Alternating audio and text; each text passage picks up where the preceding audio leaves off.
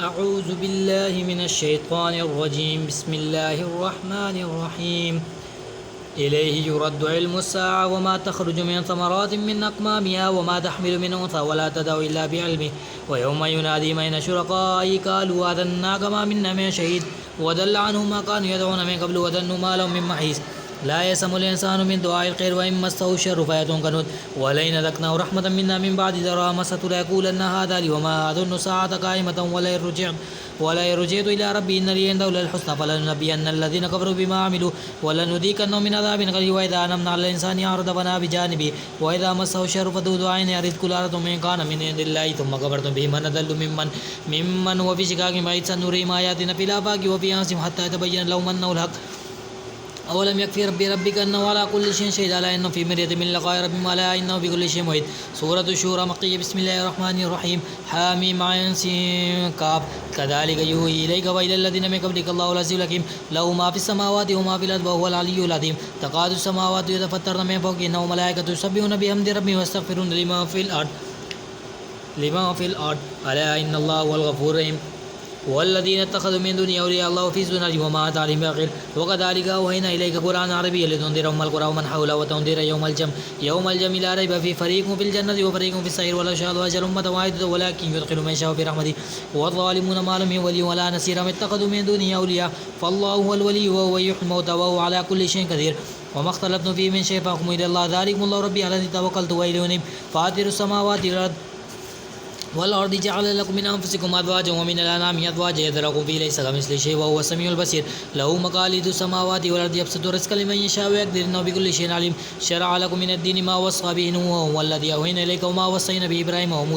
وموسى وعيسى أن أقيموا الدين ولا تتفرقوا فيه كبر على المشركين ما تدعو إليه الله يجتبي إليه من يشاء ويهدي إليه من ينيب وما تفرقوا إلا من بعد ما جاءهم العلم بغيا بينهم ولولا كلمة سبقت من ربك إلى أجل مسمى لقضي بينهم وإن الذين أرسلوا الكتاب من بعدهم لفي شك منه مريب فلذلك فادع واستقم كما أمرت ولا تتبع أهواءهم وقل أمرت بما أنزل الله من كتاب وأمرت لأعدل بينكم الله ربنا وربكم لنا أعمالنا ولكم أعمالكم لا حجة بيننا وبينكم الله يجمع بيننا وإليه المصير والذين يهاجون في الله من بعد ما استجيب لهم حجتهم داعية عند ربهم وعليهم غضب ولهم عذاب شديد. الله الذي أنزل الكتاب بالحق والميزان وما يدريك لعل الساعة تكون قريب يستعجل بها الذين لا يؤمنون بها والذين آمنوا مشفقون منها ويعلمون أن لك لا إن الذين يمارون في الساعة لفي ضلال بعيد. الله لطيف بعباده يرزق من يشاء وهو القوي العزيز. ما كان يريد حرث الآخرة نزل له في حرثه وما كان يريد حرث الدنيا نؤتي منها وما له في الآخرة من نصيب أم لهم شركاء شرعوا لهم من الدين ما لم يأذن به الله ولولا كلمة الفصل لقضي بينهم وإن الظالمين لهم عذاب أليم. ترى الظالمين مشفقين مما كسبوا وهو واقع بهم والذين آمنوا وعملوا الصالحات في روضات الجنات لهم ما يشاءون عند ربهم كذلك هو الفضل الكبير. ذلك الذي يبشر الله عباده الذين آمنوا وعملوا الصالحات قل لا أسألكم عليه أجرا إلا المودة في القربى ومن يقترف حسنة نزد له فيها حسنا الله غفور شكور. أم يقولون افترى على الله كذبا فإن يشاء الله يختم على قلبك ويمحو الله الباطل ويحق الحق بكلماته إنه عليم بذات الصدور وهو الذي يقبل توبة عن عباده ويعفو عن السيئات ويعلم ما تفعلون ويستجيب الذين آمنوا وعملوا الصالحات ويزيدهم من فضله والكافرين لهم عذاب شديد. ولو بسط الله رزق لعباده لبغوا في الأرض ولكن ينزل بقدر ما يشاء إنه بعباده خبير بصير. وهو الذي ينزل الغيث من بعد ما كان ينشر رحمته وهو الولي الحميد. ومن آياته خلق السماوات والأرض وما بث فيهما من دابة وهو على جميع إذا يشاء قدير وما أصاب من مصيبة فما كسبت أيديكم ويعفو عن كثير وما أنتم بمعجزين في الأرض وما لكم من دون الله من ولي ولا نصير. ومن آيات الجوار في البحر كالأعلام إن يشاء يسكن الريح فيظللن رواكد على ظهرهن بذلك لآيات لكل صبار شكور أو يوبقهن بما كسبوا ويعفو عن كثير ويعلم الذين يجادلون في آياتنا ما لهم من محيص فما أوتيتم من شيء فمتاع الحياة الدنيا وما عند الله خير وأبقى للذين آمنوا وعلى ربهم يتوكلون والذين يجتنبون كبائر الإثم والفواحش وإذا ما غضبوا هم يكفرون والذين استجابوا لربهم وأقاموا الصلاة وأمروا بالشورى بينهم مما رزقناهم ينفقون والذين إذا أصابهم البغي هم ينتصرون وجزاء سيئة مثلها فمن عفا وأصلح فأجره على الله إنه لا يحب الظالمين. ولمن ينتصر بعد ظلم فأولئك ما عليهم من سبيل إنما السبيل على الذين يظلمون الناس ويبغون في الأرض بغير الحق أولئك لهم عذاب أليم. ولمن صبر وغفر إن ذلك لمن عزم الأمور. ومن يضلل الله فما له من ولي من بعده. وترى الظالمين لما رأوا العذاب يقولون هل إلى مرد من سبيل وتراهم يردون عليه خاشعين من الذل ينظرون من درب خفي وقال الذين آمنوا إن الخاسرين الذين خسروا أنفسهم يوم القيامة ألا إن الظالمين في عذاب مقيم وما كان من أولياء ينصرون من دون الله ومن يضلل فما له من سبيل استجيبوا لربكم من قبل أن يأتي يوم لا مرد له من الله ما لكم من ملجأ يوم الدين وما لكم من نكير فإن أعرضوا فما أرسلناك عليهم حفيظا إن عليك البلاغ وإنا إذا أذقنا الإنسان منا رحمة فرح بها وإن تصبهم سيئة بما قدمت يديه فإن الإنسان كفور لله ملك السماوات والأرض يخلق ما يشاء يهب لمن يشاء إناثا ويهب لمن يشاء الذكور أو يزوجهم ذكرانا وإناثا ويجعل من يشاء وقيما إنه عليم قدير وما كان لبشر أن يكلم الله إلا وحيا من وراء جهنم يرسل رسولا فيوحي بإذن ما شاء ولكن وكذلك أوحينا إليك روحا من أمرنا ما كنت تدري ما الكتاب ولا الإيمان ولكن جعلنا نورا نهدي به من نشاء من عبادنا وإنك لتهدي إلى صراط مستقيم صراط الله الذي له ما في السماوات وما في الأرض ألا إلى الله تسير الأمور سورة الزخرف مكية بسم الله الرحمن الرحيم حاميم والكتاب المبين إنا جعلناه قرآنا عربيا لعلكم تعقلون وإنه في أم الكتاب لدينا لعلي حكيم أفنضرب عنكم الذكر صفحا أن كنتم قوما مسرفين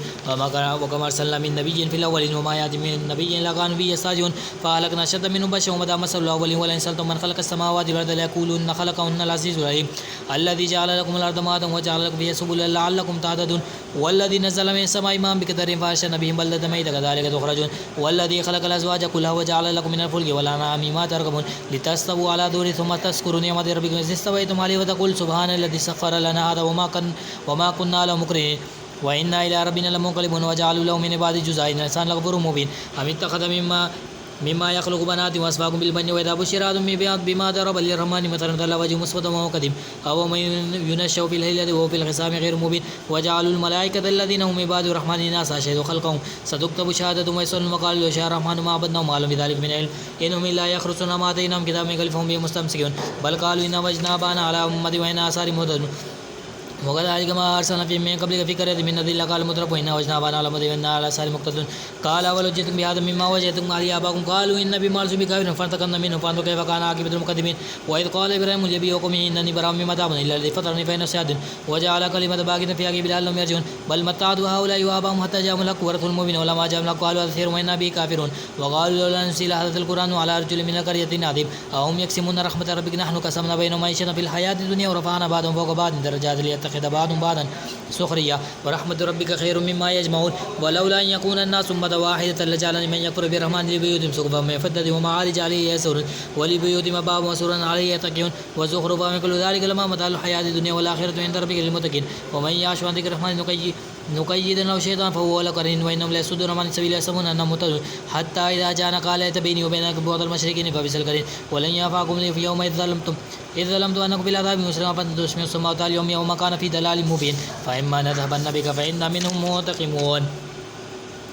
أو نرينك الذي وعدنا فإن عليه مقتدر فاستمسك بالذي أوحي إليك إنك على صراط مستقيم وإنه لذكر لك ولقومك وسوف تسألون واسأل من أرسل من قبلك من رسول أجل من دون الرحمن آلهة يعبدون ولقد أرسلنا موسى بآياتنا إلى فرعون وملئه فقال إني رسول رب العالمين فلما جاءهم بآياتنا إذا هم منها يضحكون وما نريهم من آية إلا هي أكبر من أختها وأخذهم بالعذاب لهم يرجعون قالوا يا أيها الساحر ادع لنا ربك بما عهد عندك إننا لمهتدون فلما كشفنا عنهم العذاب إذا هم يقتلون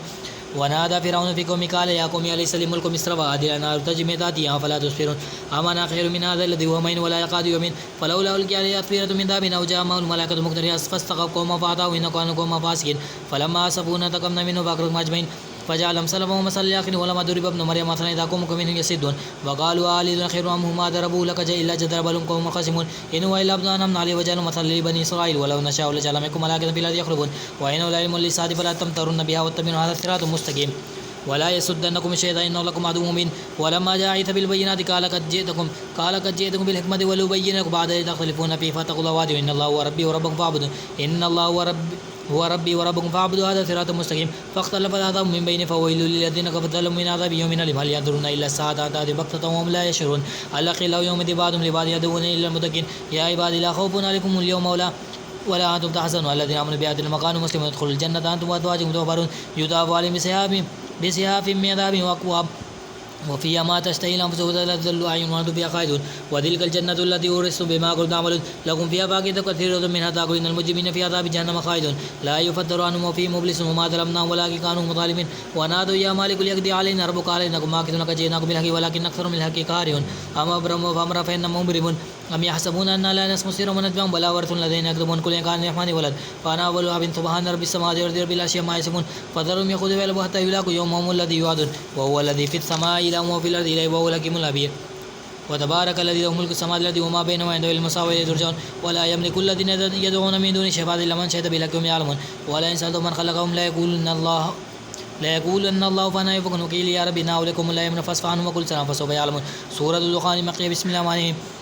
حاميم والكتاب المبين إنا أنزلنا في ليلة مباركة إنا كنا منذرين فيها يفرق كل أمر حكيم أمرا من عندنا إنا كنا مرسلين رحمة من ربك إنه هو السميع العليم رب السماوات والأرض وما بينهما إن كنتم موقنين لا إله إلا هو يحيي ويميت ربكم رب آبائكم الأولين بل هم في شك يلعبون فارتقبوا يوم تأتي السماء بدخان مبين يغشى الناس هذا عذاب أليم ربنا اكشف عنا العذاب إنا مؤمنون أنى لهم ذكرى وقد جاءهم رسول مبين ثم تولوا عنهم وقالوا معلم مجنون إنا كاشف العذاب قليلا إنكم عائدون يوم نبطش البطشة الكبرى إنا مرتقبون ولقد فتنا قبلهم في قوم فرعون وجاءهم رسول كبير أن أدوا إلي عباد الله إني لكم رسول أمين وألا تعلوا على الله إني آتيكم بسلطان مبين وإني غصت بربي وربكم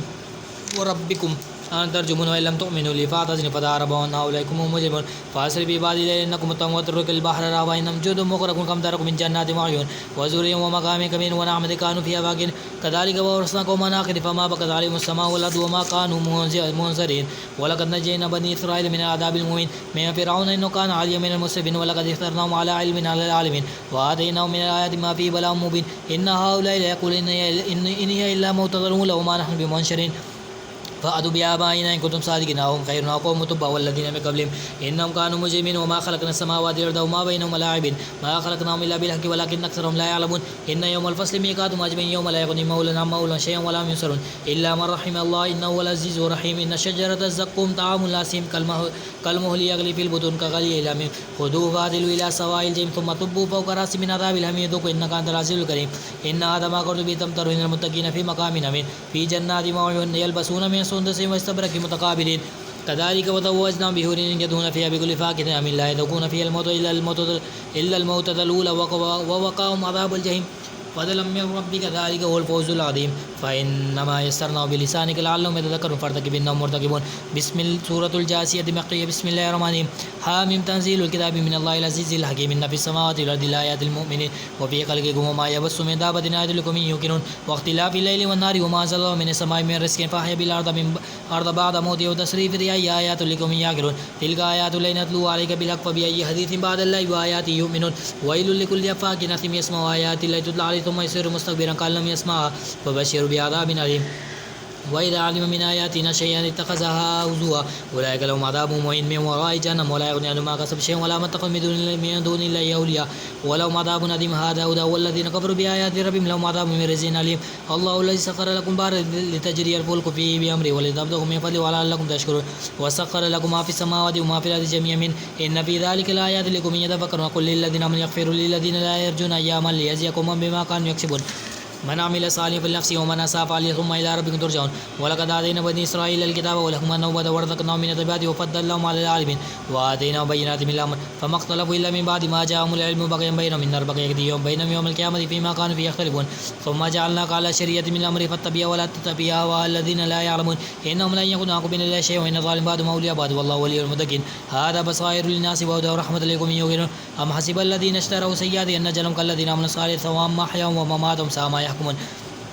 وخلق الله السماوات والأرض بالحق ولتجزى كل نفس بما كسبت وهم لا يظلمون أفرأيت من اتخذ إلهه وهواه وعد الله على علم وختم على سمعه وقلبه وجعل على بصره غشاوة فهم يعلم من بعد الله فلا تذكرون وقالوا ما هي إلا حياتنا الدنيا نموت ونحيا وما يهلكنا إلا الدار وما لهم بذلك من علم إنهم إلا يظنون وإذا تتلى عليهم آيات بينات ما كان حجتهم إلا أن قالوا بآبائنا إن كنتم صادقين قل الله يحييكم ثم يميتكم ثم يجمعكم إلى يوم القيامة لا ريب فيه ولكن أكثر الناس لا يعلمون ولله ملك السماوات والأرض ويوم تقوم الساعة يومئذ يخسر مبطلون وترى كل أمة جاثية كل أمة تدعى إلى كتابها اليوم تجزون ما كنتم تعملون هذا كتابنا ينطق عليكم بالحق إنا كنا نستنسخ ما كنتم تعملون فأما الذين آمنوا وعملوا الصالحات فيدخلهم ربهم في رحمة ذلك هو الفوز المبين وأما الذين كفروا فلم تكن آياتي تتلى عليكم فاستكبرتم وكنتم قوما مجرمين وإذا قيل إن وعد الحق والساعة لا ريب فيها قلتم ما ندري ما الساعة إن الظن إلا ظن وما نحن بمستيقنين وبدا لهم سيئات ما عملوا وحاق بما كانوا به يستهزئون وقيل اليوم ننساكم وما نسيتم لقاء يومكم هذا ومأواكم النار وما لكم من ناصرين ذلك بأنكم اتخذتم آيات الله هزوا وغرتكم الحياة الدنيا فاليوم لا يخرجون منها ولا هم يستعتبون فلله الحمد رب السماوات ورب الأرض رب العالمين وله الكبرياء في السماوات والأرض وهو العزيز الحكيم صدق الله العظيم آمين.